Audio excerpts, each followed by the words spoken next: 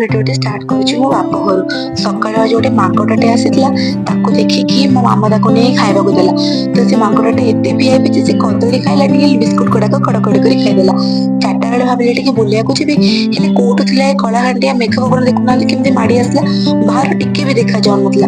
ତାପରେ ଟିକେ ମନ ଦୁଃଖ କରି ଘରେ ବସି ପଡ଼ିଲି। ତ ମାମା ମୋ ପାଇଁ ଗୋଟେ ଚଟପଟିର ମାଳ ଆଣିକି ଧରିଦେଲା, କହିଲା ନେ ଆକୁ ଖାଇକି ବର୍ଷାକୁ ଏନ୍ଜୟ କର। ତାପରେ ମାମା ସେଠୁ କହିଲା ତତେ ଧଳା ମିଠା ଭଲ ଲାଗେ ବୋଲି ବାପା ତୋ ପାଇଁ ଧଳା ମିଠା ଆଣିକି ରଖିଛନ୍ତି। ତ ମିଠା ଟିକେ ଖାଇଦେଲି, ତାପରେ ଶୋଇପଡ଼ିଲି। ବାପ ଘରକୁ ଆସିଲେ ତ ଏଇ ମଜା, ଆଉ ଖାଲି ଖାଇବ ଶୋଇବ।